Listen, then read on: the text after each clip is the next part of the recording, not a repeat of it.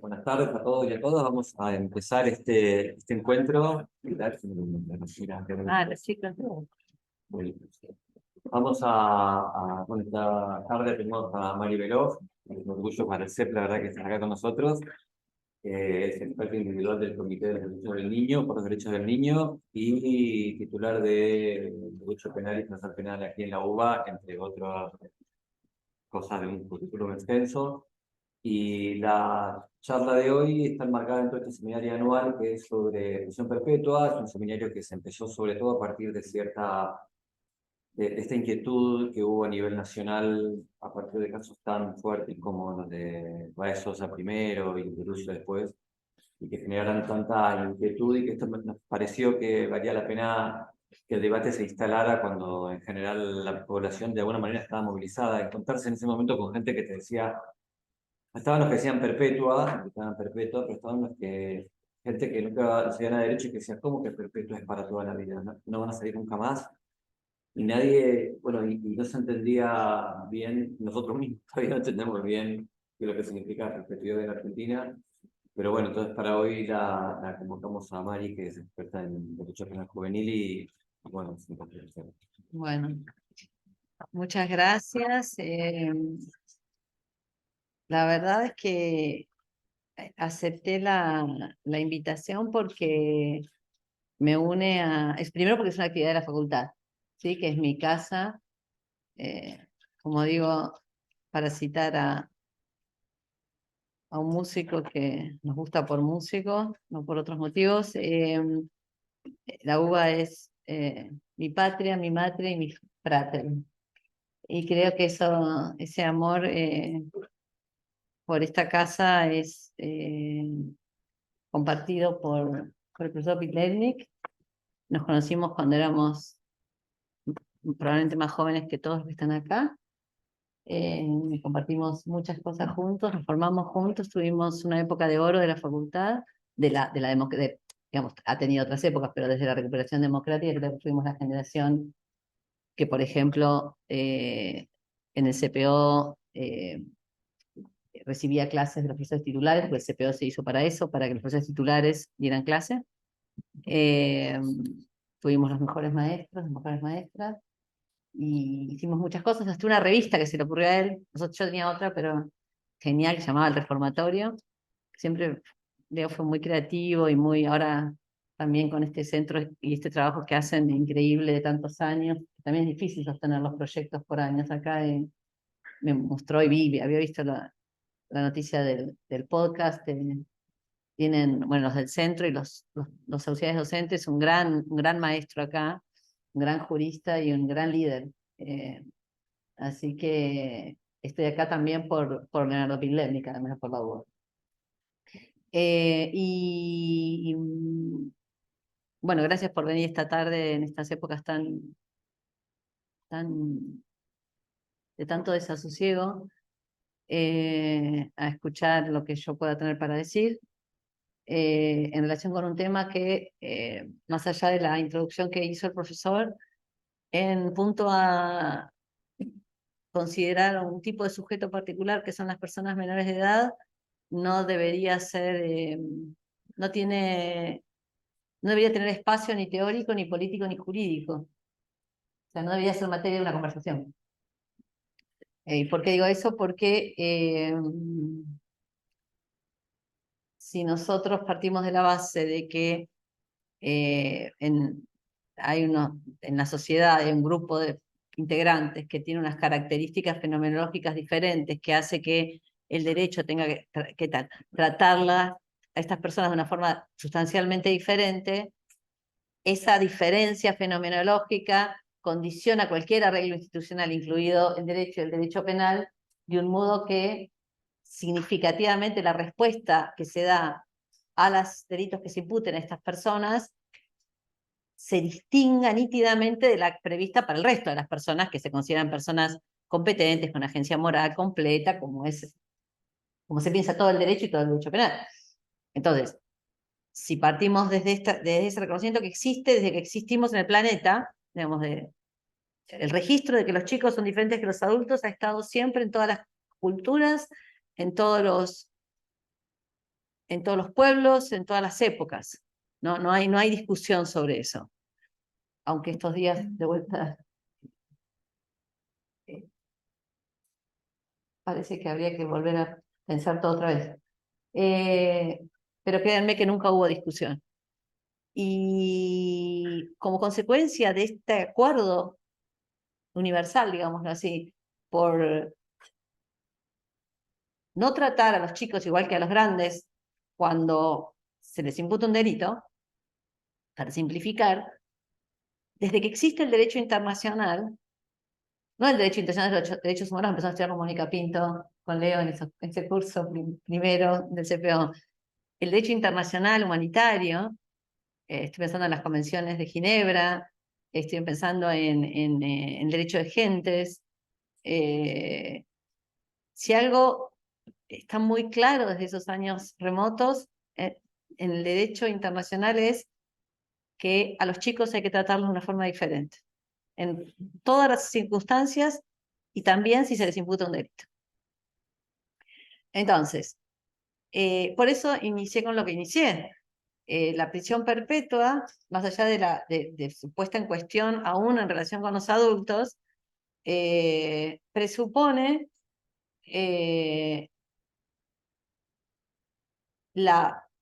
el máximo reproche para los hechos considerados más aberrantes en países que no, por supuesto, como es el ámbito interamericano, no van a aceptar la pena capital. Es el hecho más aberrante, y en un rato les voy a dar ejemplos de lo que pasa en Estados Unidos, no puede ser imputado con una consecuencia equivalente a la persona menor de edad, por más que pueda determinarse que esa persona lo llevó a cabo desde el punto de vista de la conexión, desde el punto de vista de la culpabilidad y del ilícito en su dimensión subjetiva. Por eso les decía, es raro hablar de perpetuas y menores, porque el punto de partida es no solo no pena capital, sino además tampoco perpetua. Y bueno, eso debería llevarme a cerrar, a dejar de hablar de esto ahora y ponernos a cantar como dijimos que íbamos a hacer. Pero bueno, no va a ser no va a ser eso lo que hagamos ahora. Eh, a mí me gustaría, en el rato que tenemos juntos esta tarde, plantear 2 o 3 problemas en relación con esta, la posibilidad de ¿qué es lo que significa una prisión perpetua? Yo cuando digo perpetua estoy hablando de la fórmula de una privación de libertad sin posibilidad de salida y la perpetua a la Argentina, incluidas las condenas, los casos por los que Argentina fue condenado internacionalmente, condenado como país, que eran al momento de la ley vigente entonces, perpetuas con posibilidad de salida. ¿Sí? Y a un perpetuo con posibilidad de salida, que esto está bien analizado en el caso Mendoza, ¿qué significa la idea de perpetua para este sujeto que es fenomenológicamente distinto que el adulto? Y eso va a ser un poco el ejercicio, la cuestión que me gustaría comentar con ustedes para después, si quieren, discutir un ratito. Yo no quiero poner el foco en la puesta en cuestión de la idea de la pena perpetua. Está el profesor Alderete acá y todo el seminario que ustedes tienen que, supongo que han discutido mucho e impugnado mucho y puesto en cuestión de todos los puntos de vista posibles la idea de si el ius puniendi estatal, en algunos casos excepcionales por su gravedad, incluye la posibilidad de poner al margen de la sociedad a una persona por el resto de sus días. O sea, yo no quiero enfocarme en eso, porque eso es lo que deben haber estado haciendo hasta ahora y seguirán haciéndolo. Yo quiero concentrarme en ¿por qué, si el derecho internacional desde siempre fue tan preciso en establecer esta distinción que no habilita este tipo de castigos para los chicos, de todos modos, no solo se aplica en algunos países, sino que además se insiste sobre la conveniencia de su aplicación? ¿Y por qué esto sucede? ¿Sí? Para que estemos todos en con la misma información, ya más de manera contemporánea, la prohibición de aplicación de pena capital a menores y mujeres es muy antigua en el derecho internacional, pero en particular la prohibición de una pena perpetua, y perpetua, si quieren, sin distingos, o sin posibilidad de perpetua, perpetua sin posibilidad de salida, como lo dice explícitamente la Convención sobre Derechos Humanos recién en los años casi 90. En mi interpretación, se deriva de que para el derecho internacional la única autorización la única justificación de que el Estado reaccione frente al delito del menor de edad que considera incapaz, desde el punto de vista penal o incompetente, es una intervención que se orienta exclusivamente a su reintegración social. Porque la justificación retributiva solo puede aplicarse a un sujeto competente, ¿sí? Los menores los chicos no están puestos por el derecho en esa posición. Entonces, cualquier norma que ustedes analicen, sea del sistema universal o del sistema interamericano, establece con claridad que esta posición diferencial que tienen los menores respecto a los adultos solo habilita al Estado a reaccionar si es por razones de reintegración social.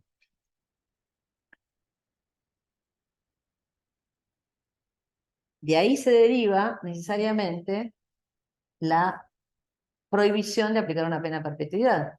Porque ¿cuál sería el propósito de la reintegración social de que nunca va a poder volver a reintegrarse a la vida en comunidad? Entonces hay como una especie de imposibilidad de lógica en el diseño del derecho internacional que en esto es bastante, en otros ámbitos de regulación por ahí no es tan preciso, pero en el ámbito penal la consistencia es total. Digo que no es tan preciso porque, y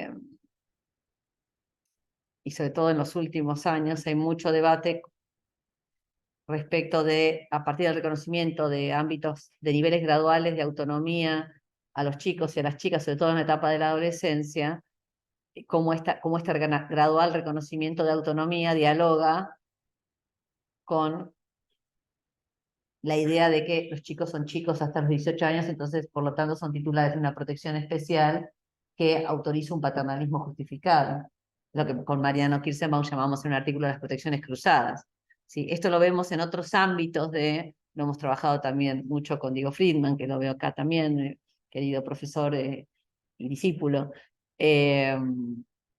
A mí me parece que en el ámbito de la justicia juvenil es uno de los ámbitos donde estos problemas de las protecciones cruzadas no se dan. Y bueno, el ejemplo más claro es es el tipo de sanción autorizada. ¿Sí? Entonces, la Convención sobre Derechos del Niño, para que tengan la información más con precisión, prohíbe la pena perpetua, dice, según la traducción al español, sin posibilidad de excarcelación, si leen la versión en inglés, es sin la posibilidad de obtener la libertad en algún momento. Esa es la manda del derecho internacional, y si ustedes después observan documentos que interpretan este tratado rector en la materia, que es el organismo de monitoreo del tratado, es este comité de expertos, lo que quiera decir la palabra, que ha producido, en mi opinión, en un exceso, o sea, por fuera del mandato. Yo creo que estas observaciones generales que producen los organismos de monitoreo de tratados no está muy claro que se derive de la manda que los estados encomiendan a estos cuerpos, pero bueno, es una posición totalmente minoritaria y mía. De hecho, la profesora Dimonás no comparte este criterio. Yo creo que no, yo creo que de ninguna de las convenciones que crean organismos de monitoreo de tratados, por lo menos, bueno, voy a hablar de la del niño, no se deriva que estos comités puedan tener una función consultiva equivalente a la que tiene la Corte Interamericana, por ejemplo, que claramente está regulada como competencia específica del tribunal. Pero bueno, más allá de que esto es otra discusión, es una práctica consistente de estos organismos de monitoreo de tratados el emitir estos comentarios generales, observaciones generales, y en el caso de la justicia juvenil y en particular el tipo de penas autorizadas, el Comité de Derechos del Niño ha emitido 2 observaciones generales, una ya hace más de una década, casi 2, y una nueva, la 10 y después la 24, que, entre comillas, derogó la anterior, cosa que es raro porque no sé, como un comentario deroga, una interpretación deroga otra, es muy raro el lenguaje que usan estos organismos. Y también en los informes de país, que sí es la misión que centralmente tienen estos comités, es muy claro el señalamiento en cuanto a la contradicción entre una práctica estatal que condene a menores de edad a ya no solo prisiones perpetuas aún con posibilidad de libertad, porque fíjense, acá sí tengo que hacer un pequeño ajuste a la explicación. Les dije, en el ámbito de la justicia juvenil no hay el problema de las protecciones cruzadas y las tensiones entre autonomía y protección especial que vemos en otros ámbitos de regulatorios en relación con los niños. Pero sí hay solo una parte donde se ve esta dificultad, que es que la Convención del Niño dice al mismo tiempo que la privación de libertad tiene que ser una sanción excepcional, una respuesta excepcional por el menor tiempo posible y por tiempo determinado, pero en el mismo artículo dice que está la regla, vamos a ver, hay un principio y una regla. Ese es el principio. ¿La regla cuál es? Que está prohibida la prisión perpetua sin posibilidad de obtener la libertad. Es una regla, ¿sí? Entonces, ¿cómo es esto? Porque perpetua sin posibilidad, o sea, está bien, pero pueden ser muchos años. Que fueron los casos por los que Argentina fue condenada. ¿Cuál es la respuesta justa en términos de reintegración social para el delito de un menor? ¿Cuánto tiempo de pena es el mínimo necesario? Y además, si el límite tiene que ser determinado por la infracción, y después tenemos que hacer un ajuste por la culpabilidad singular del sujeto. Entonces, la situación latinoamericana, bueno, y acá se abren como un montón de diálogos que solo voy a dejar sugeridos. Con esta manda internacional tan precisa, bueno, en el mundo pasan otras cosas, además del horror que vemos por televisión en estos días y otros que no vemos por televisión que también suceden, pero bueno, tenemos las heridas muy abiertas en estos días. Yo diría, hay países que aplican pena de muerte a menores, países que ratificaron la Convención sobre Derechos del Niño, pocos, pero Irán, por ejemplo.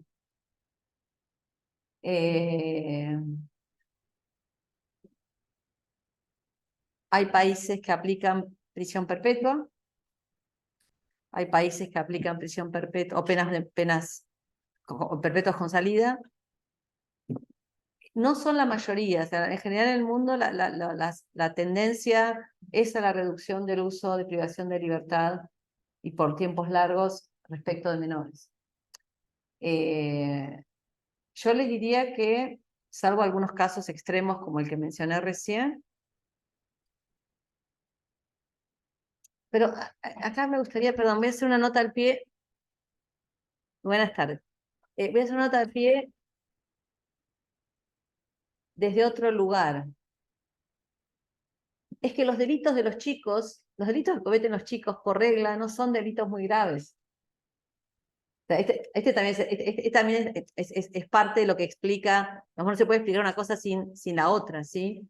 Entonces, además de su agencia moral reducida, su imputabilidad disminuida, o su falta total de capacidad penal, los chicos no cometen delitos graves. Y es más, aún para crímenes regulados por el Estatuto de Roma, que podrían ser los de estos días, la comunidad internacional decidió que los menores de edad no son susceptibles de ser sometidos a un proceso ante el Tribunal Penal Internacional, aún por crímenes, de los crímenes regulados por que están incluidos en la competencia del Tribunal Penal Internacional. O sea que aún para los crímenes más abyectos, la comunidad internacional dijo, bueno, pero si son menores, no. Ahora, me gustaría en este momento plantearles como dos situaciones, la latinoamericana y la del único país que no ratificó la Convención sobre Derechos del Niño, que es los Estados Unidos, y que tampoco ratifica otros tratados de derechos humanos, que sea un especial desinterés por la cuestión de los niños, sino que es una práctica general. Y van a ver ahí qué curioso cambio tuvo la jurisprudencia de la Corte Suprema de los Estados Unidos en relación con el castigo a menores, y cómo acerca a Estados Unidos a los estándares, a las reglas y principios que establece el derecho internacional. Por otro lado, les voy a mostrar, antes de terminar, qué es lo que pasa en América Latina. Y después terminamos con un poco el escenario argentino. Entonces, vamos a ver qué pasa en Estados Unidos. Hola, profe, ¿cómo anda? ¿Qué facha? ¿No? Está como... Cambió el look. Bueno, Estados Unidos se creó lo que nosotros llamamos el complejo tutelar o un sistema diferencial para tratar el delito de los menores de edad hace más de un siglo, que es el sistema que después se copió en todo el mundo. ¿Sí? Que fue súper importante. Y uno de los puntos de partida de esa respuesta, de ese sistema, era sacar a los chicos del ámbito penal y tratar los delitos de los menores con una respuesta diferenciada. Esto en la época del positivismo, bueno, pasaron muchas cosas que hoy no les puedo contar. Después de casi un siglo de historia y de cosas que sucedieron, se puso en cuestión las bases de este llamado complejo tutelar, sobre todo en lo que tenía que ver con los excesos de ese paternalismo que más bien olía a perfeccionismo moral y que implicaba que los chicos fueran tratados frente a imputaciones penales por esta justificación de reintegración social con un grado de intensidad estatal que no solo no lograba la reintegración social, esto es lo que sobre todo impugna la Corte Suprema de Estados Unidos, sino que además se llevaba puesta todos los criterios de justicia y todos los límites al ius puniendi que aún en los Estados Unidos se reconocen que tiene que activarse frente a una imputación penal. Entonces, ¿qué sucedió? Fue curioso porque se planteó la incompatibilidad de estas regulaciones de protección especial a menores aún en el ámbito penal. Ahí por los años 60, el caso famoso que regula esto en el año 67 es el caso Gold. Pero a partir de ese momento, o sea, una vez que se dijo, ok, tenemos un problema con esto del paternalismo injustificado, el precio que pagaron los chicos en ese país para que se les reconocieran sus derechos de defensa, libertades negativas, básicamente el debido proceso, fue que empezaron a ser tratados como adultos. Entonces, si bien se reconocía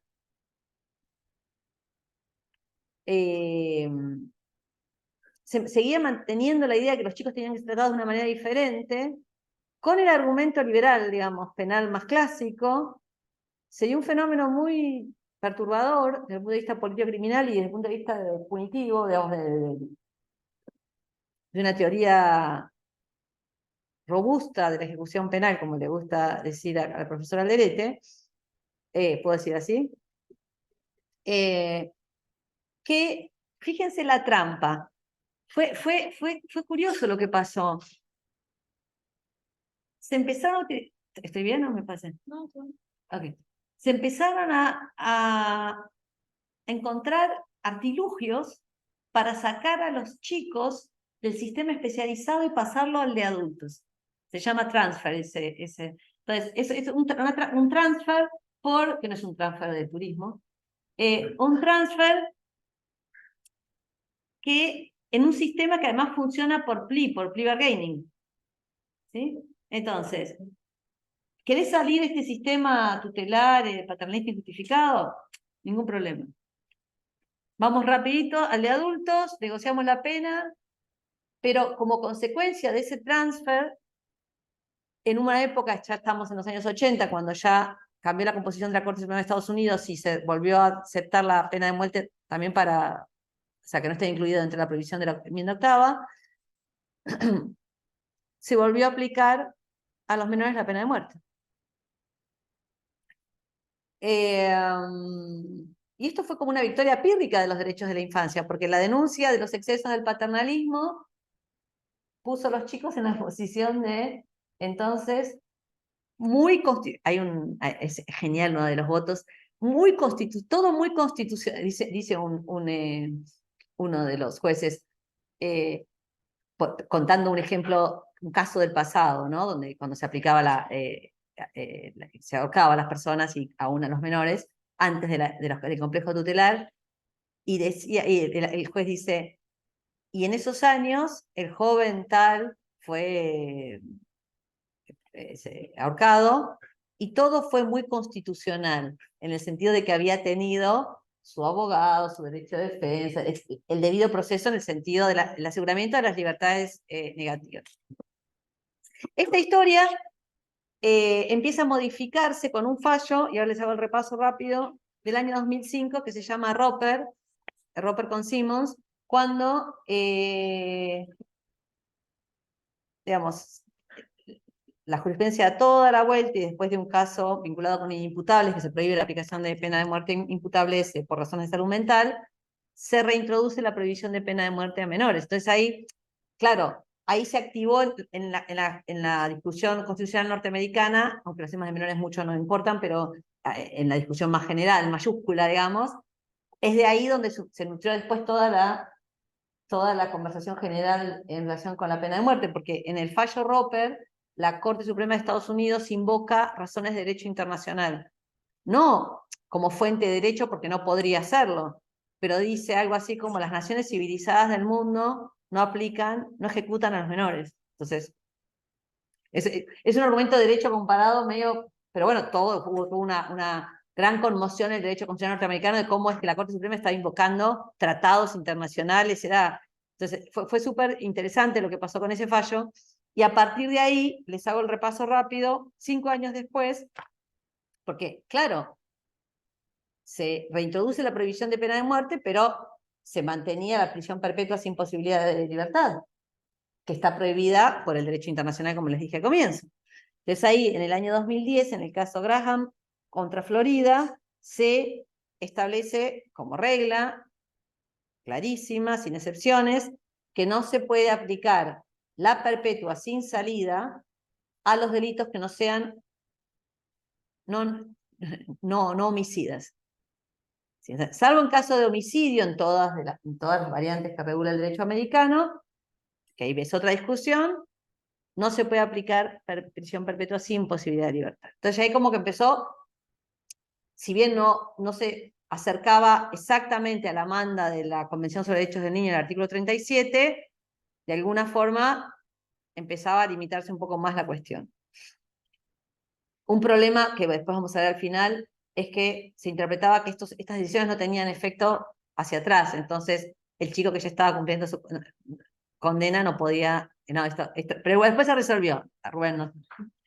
Bueno, entonces Dos casos más. En el caso Miller, en el año 2012, lo que se planteó es que había una inconsistencia en la argumentación de la Corte, porque si primero se prohibía la pena capital por una cuestión de las particulares condiciones del sujeto, ¿sí? Esto la Corte Suprema de Estados Unidos lo reconoce. Y después se prohíbe la prisión perpetua sin posibilidad de salida para hechos que no sean homicidio, porque de vuelta se reconoce que se trata de un sujeto diferente. No todos los homicidios que cometen los menores presuponen las mismas condiciones y la misma responsabilidad. Entonces, ahí en Miller lo que se determinó es que la perpetua sin posibilidad de salida no fuera obligatoria. ¿Sí? Fue una discusión sobre el proceso de sentencing, de determinación de la pena. ¿Sí? Entonces, lo que el fallo determinó fue que hubiera un margen de apreciación judicial para ver en qué casos sí y en qué casos no. ¿Cuál fue el baremo? Quiero leerles exactamente lo que se buscaba determinar.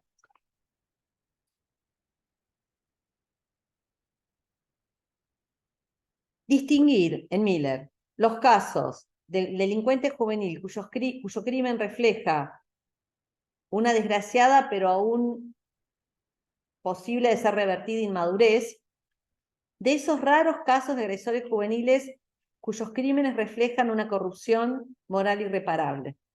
¿Ven ahí el argumento de la reintegración social?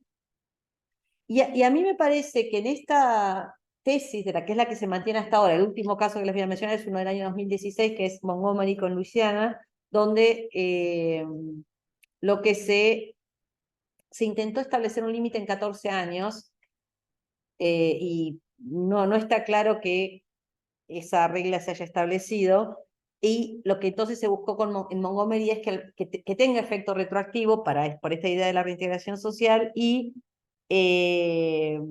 intentar como acotar el ámbito de aplicación de esta sanción lo más posible a partir de la distinción entre cierta perversión intrínseca de los menores, como si esto pudiera ser determinado, y el delito que es solo consecuencia de la inmadurez.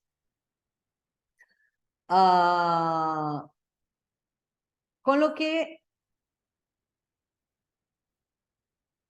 el escenario constitucional americano se acercó bastante a lo que es el latinoamericano en términos de limitar las respuestas más severas al delito de los jóvenes, pero no llegó del todo a una prohibición de acuerdo con lo que manda la Convención sobre Derechos del Niño. Y la propia Convención Americana, pero bueno, Estados Unidos no es parte de ninguno de los dos tratados. Ustedes dirán, ¿por qué está hablando de esto? Porque lo que estoy tratando de comunicarles es la idea de que para el mundo los menores tienen que ser tratados de manera diferente, aún para un país que no firmó la Convención sobre Derechos del Niño. Una sola cosa más que quiero plantearles del ámbito anglosajón, que es donde aparecen las penas más altas a menores. Piensen no solo Estados Unidos, Reino Unido, sino lo que son los países del Commonwealth, ¿sí? Por ejemplo, ustedes saben que los países del Caribe, Caribe anglo, no son los 12 países que integran el grupo de países que no aceptaron la competencia contenciosa de la Corte Interamericana, por ejemplo, ¿sí? Y es donde se aplican las penas más altas. Pero a mí lo que me parece como un punto que nos ayuda a generar más robustez en nuestros reclamos de no aplicación de estas sanciones es que aún en esos países la justificación de la imposición se basa en el reconocimiento de inmadurez y de reintegración social, nunca por razones retributivas. Entonces ahí hay como, para mí, se abre un abanico de posibilidades de política institucional para lograr que estos países que todavía aplican sanciones tan altas empiecen a modificar sus prácticas punitivas en relación con los hechos más graves. Pero la otra tendencia que estamos viendo hoy, y que esta es una tendencia ya latinoamericana, es que en países donde los máximos son compatibles, digámoslo así, con el derecho internacional. El caso de las penas más altas es el caso de la ley costarricense, que para la franja de 16 a 18 años autoriza la aplicación de una pena de hasta 15 años, con lo que la condena argentina de los muchachos que creo que el que más tiempo pasó detenido fue en uno de los casos de Mendoza fue 15 años, en rigor era un monto de pena, que es el monto de pena que la ley modelo que promociona UNICEF tiene como monto autorizado. Entonces hay como un poco de inconsistencia en todo esto. Y además uno dice 15 años, es una pena, sí, en comparación con un delito que tiene previsto una prisión perpetua, si uno lo comunica a la sociedad, parece una pena significativamente menor, pero eso sí se argumenta bien creo que es lo mejor que tiene la decisión en el caso Mendoza de la Corte Interamericana. 15 años en la vida de una persona que cometió delito cuando tenía 16 es todo el tiempo de su vida. Entonces, este es digamos, el punto que quizás no logramos comunicar bien a la sociedad cuando hay debates en relación con la cuestión. Bueno, vi que estuve en la facultad el domingo y creo que todos los candidatos, no todos no, alguien no, pero en general mencionaron la cuestión de los menores delincuentes. Está como la cuestión, pero no como qué política pública vamos a tener para prevenir el delito de los más jóvenes, que además no es el más grave, cómo vamos a evitar que se involucren en redes de crimen organizado, cómo vamos a lograr que vayan a la escuela, que puedan tener vidas dignas de ser vividas, como dice la Corte Interamericana. No, nada de eso. La que se planteó fue la fórmula clásica de endurecimiento por reducción de edad y aumento de pena, de manera muy rápida, ¿no? Bueno, una cosa más del mundo anglosajón que quiero que tengan para la distinción, que sí es bien problemático. En el common law, los criterios de responsabilidad, ustedes saben, bueno, en general, el derecho penal es muy diferente que el nuestro, y la determinación de lo que es la mens rea, sería la culpabilidad, en menores, tiene además de los criterios de edad, que establecen límites de edad muy bajos, se aplica una regla que es la siguiente, en latín se formula de esta forma: malitia suppleta aetatem. Entonces, el delito muy grave del menor habla de la condición, de la capacidad del perpetrador. Esto que dice la Corte de crímenes que reflejan una corrupción irreparable o irreversible. Piensen en el caso de los niños de Liverpool, bueno, ustedes son todos más jóvenes, pero bueno, casos que realmente conmocionaron a la opinión pública, hechos terribles. Convierten al niño en adulto. Esto en mi teoría tiene que ver con una cuestión, con los imaginarios sociales que hay de la infancia. Digamos, las sociedades y el derecho internacional piensa de infancia como apolínea, ¿sí? En el territorio de lo que yo digo el niño Mastercard. La bondad, la generosidad, la sencillez, la pureza, el angelito, todas estas ideas. El delito, y ni que hablar un delito grave o aberrante, es incompatible con las ideas de infancia que tienen todas las sociedades. No se toleran. Está como un psicoanalista o un antropólogo diría, está inscrito en el orden de lo siniestro. Se sitúa, son campos que no pueden estar juntos.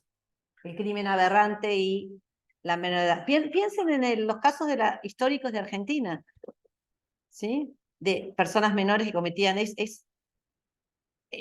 instalado en un orden de la anormalidad, pero que genera como no se puede procesar socialmente. Entonces el reflejo es como cuando Lombroso hablaba de las mujeres que cometían, bueno,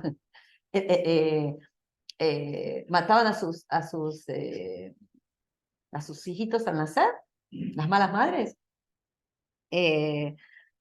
en el infanticidio, que decía, bueno, es la prueba de que la mujer no puede delinquir, porque esto es evidencia de que no es fémina, que no es mujer, ¿sí? Que hay algo que no está como, que no es normal, entre comillas. Bueno, el delito muy grave del chico más chiquito es que no es niño. No es niño. No importa que el derecho diga que es niño hasta los 18 años. Si lo hizo, a pena de, ¿cómo es? A delito de mayor, pena de mayor. Entonces el delito grave lo pone al menor en la posición, en negarle su condición de agencia de inimputable, digamos, de incapaz. Pero bueno, esto es un diálogo que se da mucho, se dio históricamente, no es que es un diálogo, es una característica del derecho anglosajón, pero que a mí me llama la atención que desde que se cambiaron las legislaciones latinoamericanas, creamos todos los sistemas nuevos de respuesta al delito de los jóvenes, pusimos los límites, le pusimos límite también al paternalismo injustificado, etcétera. Cada vez más en nuestros países empieza a aparecer este argumento pero bueno, no para todos los delitos. Y de hecho, el último proyecto que hubo, que finalmente fracasó, que es el que quieren restablecer, de reducción de edad penal, es para los delitos más graves. Después discutimos la fórmula, la solución político-criminal, que yo creo que es ineficaz, pero además de estar prohibida por el derecho internacional, pero siempre es esta cosa de la idea de reintegración social es para los chicos apolíneos que eventualmente cometen un delito que no es grave. Ahora, si es un delito muy grave, lo tratamos con otras herramientas. Un otro problema que tenemos también, ¿se acuerdan de lo que planteé hace un rato de la transferencia en Estados Unidos? Bueno, esto empezó a pasar o había pasado en España con las leyes de emergencia en relación con las leyes contra ETA y demás, y en América Latina empieza a haber, si bien se resisten, los tribunales constitucionales resisten, empieza a haber leyes de excepción. El caso de El Salvador, todos lo conocen, de las leyes de mano dura, super mano dura, super mano dura, que ahora se hicieron famosas por la cárcel del presidente, esta que todos quieren imitar. No sé qué opina el Centro de Ejecución Penal de esas propuestas. Pero claramente hay una acentuación en todos los países latinoamericanos que no había hace 20 años, de la necesidad de que la respuesta al delito, los delitos graves de personas menores de 18 años sean las mismas que se utilizan para los mayores. Y para cerrar la explicación, y con esto termino, creo que parte de este reclamo que habla de no digo insuficiencia, porque políticas públicas hay muchas, pero son inadecuadas. ¿Sí? Hay mucho gasto social, por lo menos en Argentina hay mucho gasto social, lo ha habido históricamente. La idea de que los privilegiados son los niños y hace un reconocimiento constitucional de antiguo, pero la ineficacia de estas políticas para incidir en el no involucramiento de los chicos, y sobre todo los chicos más desaventajados, pero todos en hechos de mucha violencia, hace que la sociedad diga, ok, entonces dejan de ser niños. Pero esto viene de la mano de también decisiones veamos el caso argentino, legislativas, que en otros órdenes de la vida les dicen a los chicos que son adultos. Por ejemplo, lean el artículo 26, inciso fin del Código Civil y Comercial de la Nación, que dice así exactamente eso, para decisiones vinculadas con el cuidado del propio cuerpo. O la habilitación para votar en general, no una habilitación para votar específica, por ejemplo, consejero escolar y fíjense que diría Carlos Nino acá, ¿cómo en su teoría, en su diálogo ¿te acordás del debate con Zaffaroni? Sí. ¿Cómo es que quien está en condiciones performativas y de reconocimiento político y normativo, de que puede formar parte del contenido o de determinar quiénes van a ponerle contenido a la norma penal, porque se puede votar sin limitación. No obstante, esa norma que con su voto contribuyen a formar por vía indirecta, no puede ser considerado capaz de ser responsabilizado por la norma que contribuye a formar. Entonces la sociedad eso no lo resiste. Como dato académico de lujo, recomiendo ver un debate que usamos en las clases, póngase de acuerdo Daniel, entre comillitas, para terminar esta conversación, en realidad tiene dos partes, una de un periodista deportivo que hace un comentario terrible en relación con un adolescente de contenido sexual, y acá viene el tema de la autonomía y las protecciones cruzadas, y luego un debate entre un periodista y un otro periodista y el padre de un adolescente en ocasión de la toma de un colegio en la ciudad de Buenos Aires. Entonces, al mismo tiempo, se planteaba el derecho de los chicos a tomar los colegios y a tomar un montón de decisiones en el ámbito de su autonomía, pero que no eran si esta conducta constituye un delito, que no eran responsables penalmente. ¿Sí? Entonces, a mí me parece que parte de esta, al mismo tiempo, reivindicación liberacionista de la infancia, con argumentos tutelares, está generando un desorden en la conversación pública que, si no estamos muy atentos, podría alimentar eventualmente alguna línea que diga, no, bueno, si pueden votar bueno, y elegir sobre su propio cuerpo y no sé qué más, entonces, ¿por qué no son responsables como adultos por los delitos graves que cometen? ¿Sí? Me parece que es un poco la situación que está hoy, no solo la Argentina, sino Latinoamérica. Les conté lo que pasa en Estados Unidos, el resto del mundo lo dejamos para otra ocasión y ya me pasé de la hora, así que bueno, nada más. Gracias. Gracias.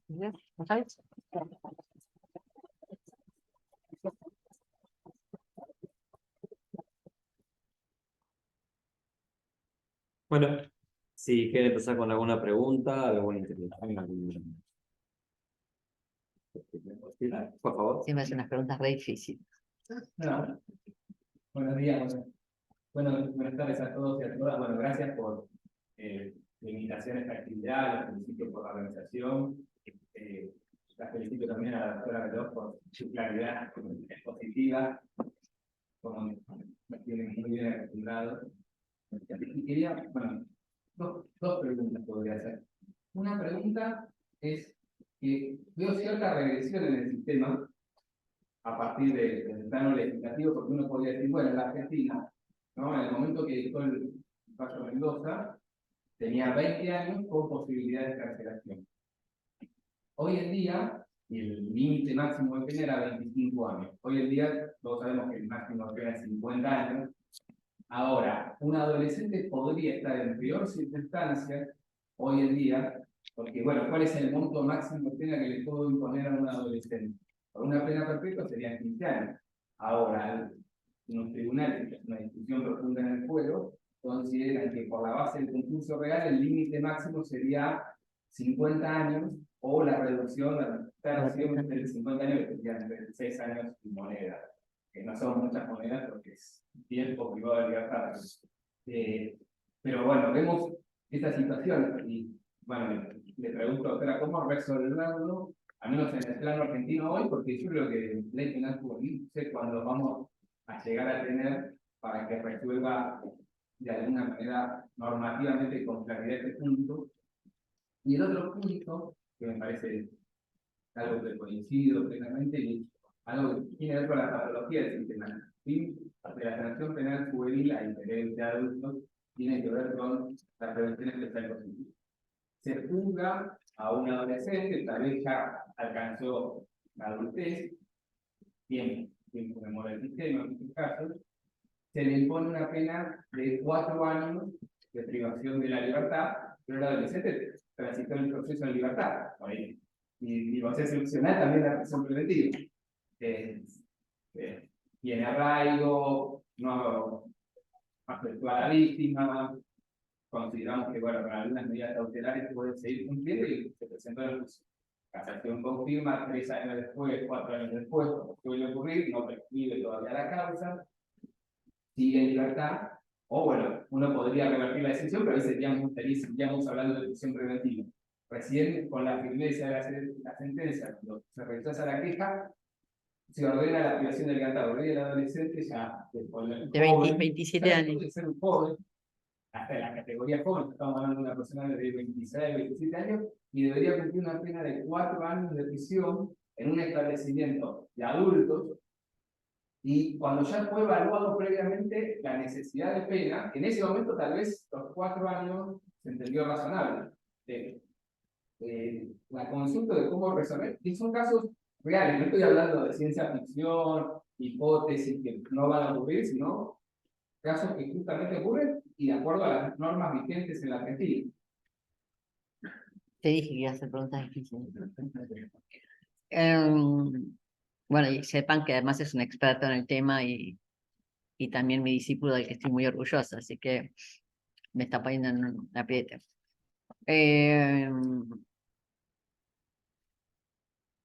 En relación con los máximos, a mí me parece que hay buenas razones y bastante material para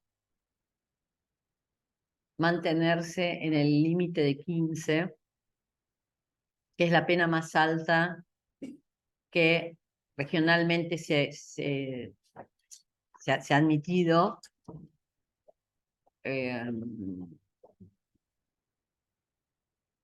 sobre la base del argumento que da la Corte Interamericana en Mendoza, que y que lo da en todos los fallos vinculados con infancia, que es la decisión del Estado tiene que contribuir a la formación del plan de vida, del proyecto de vida, y aún como por que suceda como consecuencia de la tragedia, que es el delito, si se trata de un menor también tiene que procurar esa finalidad. Una condena por un concurso, por lo que sea que alguien argumente, de un tiempo que es 2 veces o 3 veces la vida del joven, desde ningún punto de vista puede contribuir a esa finalidad. Entonces, a mí me parece que con la jurisprudencia de la Corte Interamericana, en Panchito López, en Mendoza, y los casos de menores víctimas, de cualquiera, Villarán, esos, lo que son los estándares legislativos latinoamericanos, y lo que es la misma, pues la propia Corte Suprema, si bien es, como sabés, Diego, un poco errática en sus fallos, digo, algunas cosas dijo el Maldonado, y nunca se desdijo del todo de lo que dijo el Maldonado, a pesar de haber dictámenes de la Procuración en contra. Entonces, a mí me parece que si tomamos lo que aún de su manera errática dice la Corte Suprema, lo que dice la Corte Interamericana, lo que son los máximos legislados en América Latina, es difícil sostener que una pena de 30 años, 35 años es una pena justa para un delito imputado a un menor. Es en cuanto al primer punto. En cuanto a la segunda cuestión,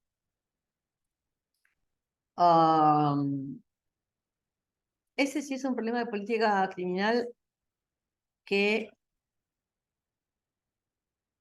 no está bien resuelto en ningún lado. Y es una macana que tengan que ser los jueces los que... O sea, porque parece que es una clara determinación. Esto hay que resolverlo de manera... Así como para lo otro creo que hay argumentos que mientras tanto la jurisprudencia puede resolver, acá se hace como todavía bastante más complicado. La ventaja de la ley que tenemos, que es antigua, o sea, en realidad la estructura de la ley vigente tiene 100 años, porque es la estructura del código tejedor, en realidad, Ay, por favor, para todos y todas. No, la idea de recuperar proyectos en esta materia que hablan del discernimiento de los menores, es una idea del siglo XIX, ¿sí? Por favor, o sea, sepan que, créanme, o sea, es lo más atrasado que puede haber, o sea, no sé por qué están ahora todos emocionados, hay proyectos de vuelta con el tema del discernimiento.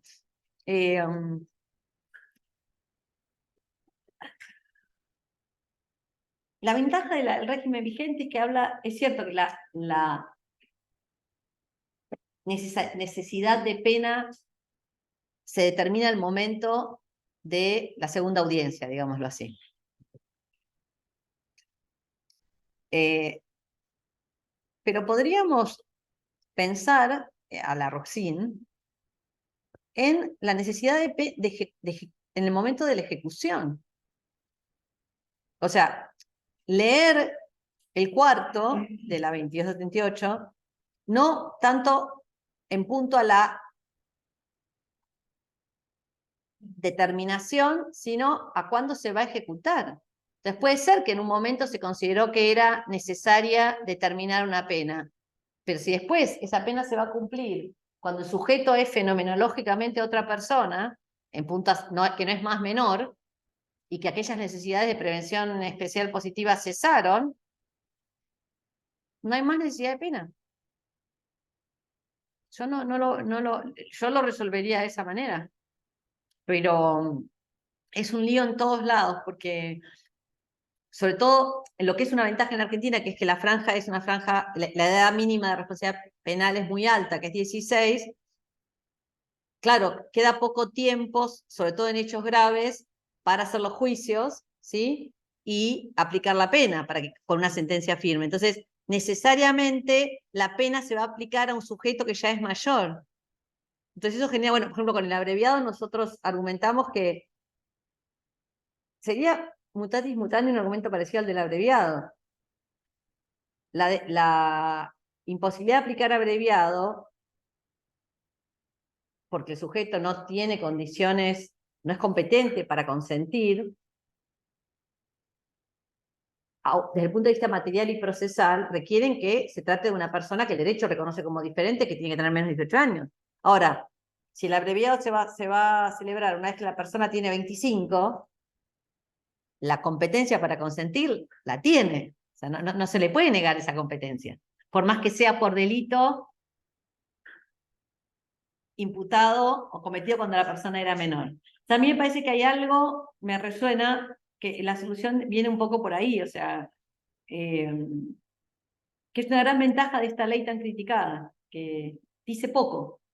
Las leyes nuevas son, cada ley nueva que se aprueba en Argentina tiene 500 artículos. Pero no sé si te ayudé mucho. Tengo un par de preguntas. Una pregunta de 3. La primera está ligada a lo que planteaban recién. Las leyes, por ejemplo, en provincia de Buenos Aires, sobre todo, por ejemplo, que es la que yo tengo más presente, sigue hablando de la pena del menor cuando ya no es menor, y sigue diciendo cómo va a seguir evolucionando la pena y cómo tiene que ir valorándose a un menor que ya no es menor por el artículo 4 de la ley 2278, y por lo en una época sí lo era, porque estaba en los 21, digamos. Exacto. Pero ahora ya esto no puede pasar. Y me da la sensación de que debiera haber alguna diferencia en las prácticas para que esto efectivamente sea una consecuencia que se ve en la realidad, no lo de la pena del menor, sino sobre la manera en que se aplica una pena. Cuando los jueces a los 18 años pasan a un pibe a una unidad penitenciaria, y tiene 22 años como el pibe que está en el pabellón del lado, que está en la cama de arriba, como que están... Entonces, no solo es una fantasía que sean, si son menores, mayores, que hay infancia o no, sino que hay tipos de 25, 20 años todos juntos en el mismo pabellón, en donde en realidad uno es menor para la ley todavía, que en realidad era menor en el momento de aplicación de derechos, y el trato es el mismo. Entonces, me parece que el propio sistema después es incapaz de tomar alguna medida especial porque en realidad lo que está haciendo es igualándolos en las prácticas diarias, digamos. 100%. Y lo otro que quería decir que es distinto a esto es que bueno, yo provengo de un sistema de menores que era de provincia de Buenos Aires, que era tutelar y era cualquier cosa. Pero era cualquier cosa, pero uno un poco lo quería, digamos. Había algo en esta cosa de ampliación de posibilidades Total. que me parece que a mí me formó bien como penalista porque me permitió surgir un lugar mucho más abierto, digamos, para pensar. Y yo tuve una sensación cuando leo Mendoza, por ejemplo, o incluso cuando aparecía Maldonado, tal vez me equivoco, pero traté de leer un poco antes y di más un resumen, que por ejemplo en Mendoza la Corte lo que dice es que no puede perpetuar la Corte Interamericana para ninguna persona. Dice eso. Y después aplica también la Convención de Derechos del Niño. La sensación que tengo es un plus, pero lo que estoy diciendo es cita normativa que no son para los niños. Y lo mismo hace el Maldonado en un momento la Corte. Dice, bueno, los niños no deben ser condenados a prisión perpetua porque entonces dice la convención, lo que dice después, pero después empieza a citar el Fondo Internacional de Derechos Civiles y Políticos, la Convención Americana, para fundar que no debe haber prisión perpetua. Y ahí me da la sensación entonces que contra lo que se cree, el derecho y los juristas, o los penalistas, siguen viendo a Maldonado y Mendoza como un fallo de menores. Y eso es un error. Es empezar a pensar no el derecho de menores como algo marginal, o menores sí es una palabra horrible, todos lo decimos, pero el derecho penal juvenil no es marginal, sino al contrario, es aquello que puede iluminar al derecho penal, no aquello que simplemente queda en la periferia. Te lo firmo. De hecho, el profesor Friedman, creo que ahí estuvimos todos en ese barco, nos han criticado por eso, por escribir todos juntos, pero bueno, somos un equipo, con Emiliano Kirchner, con Martina Terrani. Comentamos, cuando salió la sentencia, yo creo que es una sentencia que debió haberse resuelto con un mecanismo de solución amistosa, porque los chicos hubieran sufrido menos. Esta cosa de quererla, este tipo tiene que ver con mi diálogo con los mecanismos internacionales de monitoreo de tratados. O sea, los estados crean los mecanismos internacionales de monitoreo, sea el sistema regional, el sistema universal, y lo habrán visto en la facultad, como mecanismos de prevención. No se crean esos mecanismos para condenar a los países. Sería hasta, desde el punto de vista de la lógica política, contraintuitivo que un país cree un sistema o se asuma una responsabilidad internacional para que lo condenen. La idea de que existan esos mecanismos es precisamente que los países puedan hacer un mecanismo, una especie de compliance, no sé cómo decir, díganos que estamos haciendo bien y que estamos haciendo mal para tratar de ver cómo vamos avanzando. Bueno, se ha ido dando una, en mi opinión, distorsión de la idea originaria de estos sistemas, tanto del universal como del regional, y entonces en general los usuarios de estos sistemas lo que buscan es las condenas a los países. Cuando está completamente verificado que, aun cuando se condenan los países, eso no tiene impacto después, en general, en el cambio de la política pública. ¿Por qué hago este comentario? Porque la decisión en el caso Mendoza justa para mí hubiera sido cuando se intentaba una solución amistosa, que se hubiera llegado a la solución amistosa. Fracasó la solución amistosa porque se quería reformar la ley. Se usó ese caso de litigio pretendido estratégico para cambiar el régimen penal de menores. Un chico creo perdió la vida, otro quedó ciego. A común, como dicen los franceses. La idea de usar estos sistemas es para publicar artículos o para hacer que la gente sufra menos. Y también las víctimas, eventualmente. Si uno puede pensar un mecanismo reparatorio y, ¿no?, dialógico. Entonces, Mendoza dice eso, pero no se le ha, probablemente por esto que yo no había observado. Es muy interesante lo que el profesor Pitlemix marca, trae a la conversación, porque, por ejemplo, la idea de penas no privativas de libertad, de penas alternativas, es una idea que se desarrolló originariamente en el ámbito de la justicia juvenil. pero el derecho penal mayor es muy argentino. Es una cosa, un rollo de acá, porque en el mundo todos los penalistas de prestigio del mundo tienen su obra sobre menores. Pero bueno, acá, entonces, esto de ver Mendoza, ver Maldonado como un caso de menores cuando tienen una enorme capacidad de rendimiento en general para modular la respuesta penal in totum, no solo respecto de menores. Y la lectura que haces es así. Y Maldonado igual. No es un problema que, para mí, que se citen normas que no sean solo de menores.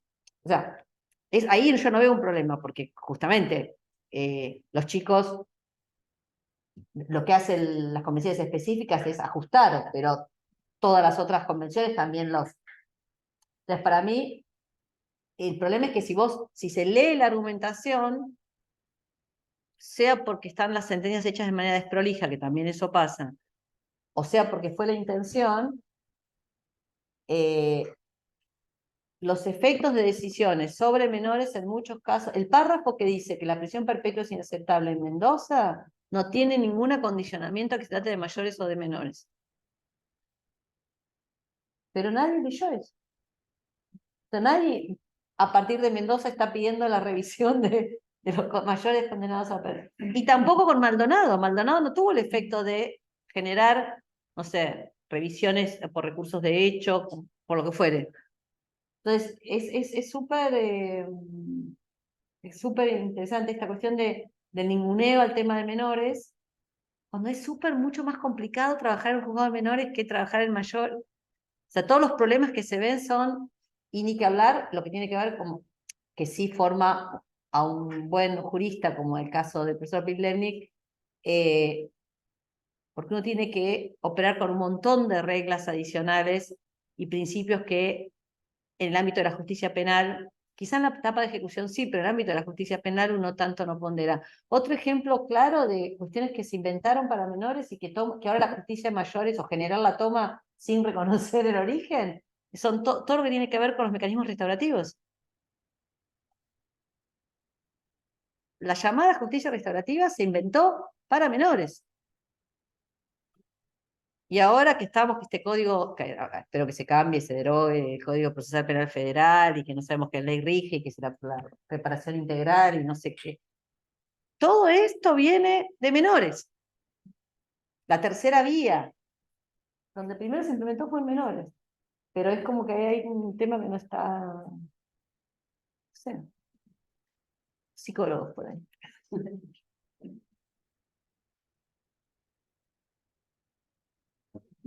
Una...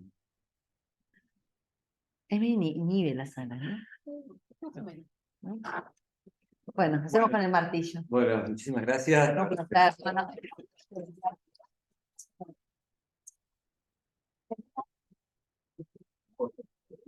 Lo hice como un poco rápido, pero me sentía en la Coca-Cola no. Bueno, cualquier duda me escriben y les mando la literatura.